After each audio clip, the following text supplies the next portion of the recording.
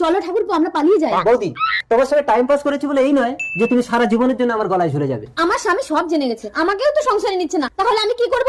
ও তাহলে তুই আমার বউয়ের মাথাটা খেয়েছিস? দাঁড়া দেখাচ্ছি মজা। আমিও দেখবো তুমি কি করো ওই মেয়েটাকে বিয়ে করো। দাদা কিছু ভিক্ষে দাও। যাও তো, খেতে খেতে পারো না? তুমি যে আমাকে এত ভালোবাসো, আমার টাকা আছে বলে তাই। দাদা কিছু ভিক্ষে দাও। এই নাও 100 টাকা। তোমাকে চেনা চেনা লাগছে। 100 টাকায় হবে না? এই নাও সবগুলো নাও, যাও। তুমি খুব দয়ালু। এবার মনে পড়েছে। ও আচ্ছা, ভীষণ ঠান্ডা। এই নাও আমার ব্লেজারটা নাও। তুমি তো আমার টুপিটা নাও। চশমা। ওটা তাহলে কি? আচ্ছা আমার জামাটাও নেই। এই জুতো দিচ্ছি, প্যান্ট দিচ্ছি। বৌদির কানেকশন জেনে গেলে গার্লফ্রেন্ড আমাকে ছেড়ে দেবে। হাফ প্যান্টটা দাও। ভাই দয়া করে আমার ইজ্জতটা নিস না, একটু চেপে যা, কিচ্ছু বলিস না। কিচ্ছু বলতে হবে না, আমি সব বুঝে গেছি। চলো হ্যান্ডসাম। তুমি আমাকে ক্ষমা করে দাও। পাগল।